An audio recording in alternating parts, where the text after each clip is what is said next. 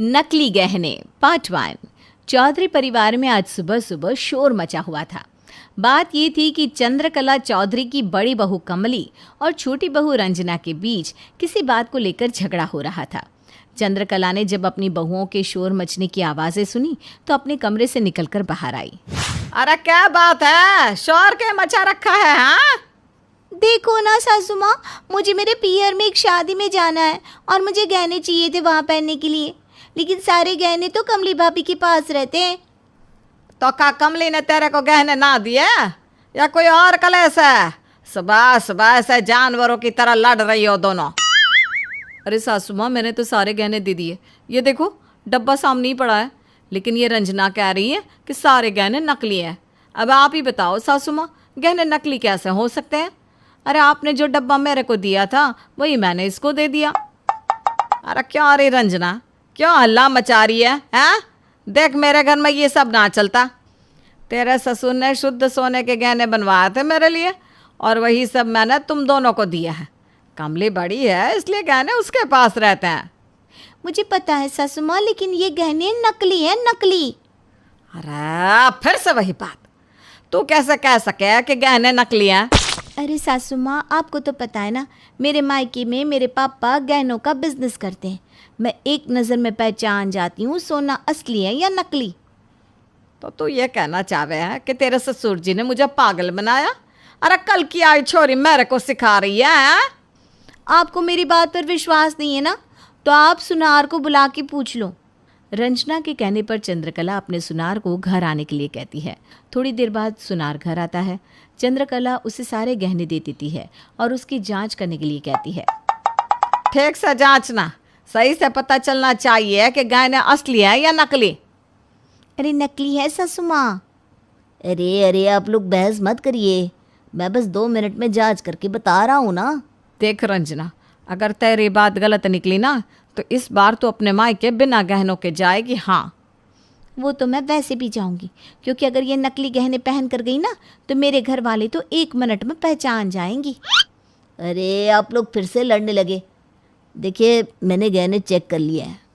तो फिर बताओ ना मेरी इस पागल बहू को, इसके दिमाग पर ये क्या भूत सवार है?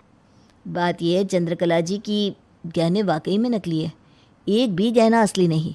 अरे बस पॉलिश है, पॉलिश सोने के पानी की, बाकी तो सारा तांबा है। हैं? अरे ऐसा कैसा हो सके है?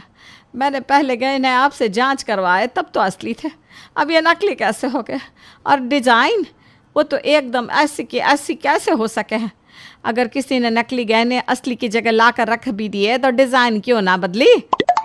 क्योंकि किसी ने हूबहू कॉपी करवाई है आपके गहनों की और असली की जगह नकली गहने रख दिए हैं। बहुत बड़ी चाल चली है किसी ने चंद्रकला जी। सासू माँ, अब आप पूछो कमली भाभी को गहने कहाँ गए। अरे आपने तो इनको ही दिए थे ना, ऐसा तो नहीं कि असली गहने इन्होंने छिपा दिए और नकली मुझे दे रही हैं। ऐसा ही बता कमली, तूने कोई गड़बड़ की है क्या? कैसी बात कर रही हो सासू माँ, मैं कोई गड़बड़ क्यों करूँगी? और ये मेरा भी तो घर है, पता नहीं गहने कहाँ गए। हम तीनों के अलावा तो गहनों को कोई हाथ ना लगाता, फिर ये गड़बड़ हुई कैसी?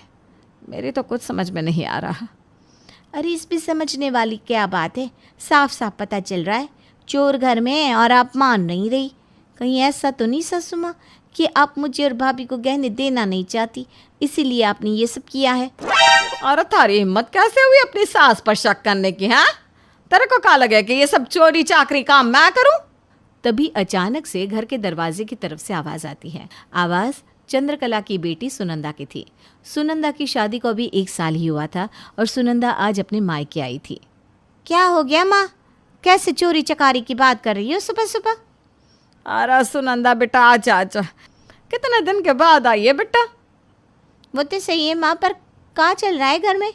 और कमली भाभी, रंजना भाभी, कैसी हो आप दोनों? कुछ भी ठीक ना है। घर में इतना बड़ा नुकसान हुआ है जीजी, का बताएं। ये लो, मुझे तो लगा मायके जाऊंगी तो कुछ अच्छा सुनने को मिलेगा, यहाँ तो नुकसान की खबर मिल रही है सुबह सुबह। अरे नुकसान तो हो गया है बेटा, और वो भी हमारे घर के पुराने गहनों का।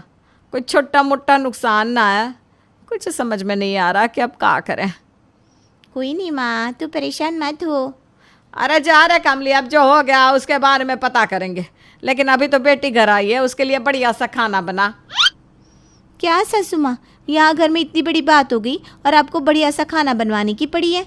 अरे तो क्या हुआ, मेरी बेटी घर आई है, उसका भी तो ख्याल रखना पड़ेगा। सही बात है सासू माँ, अभी बनाती हूँ बढ़िया बढ़िया खाना।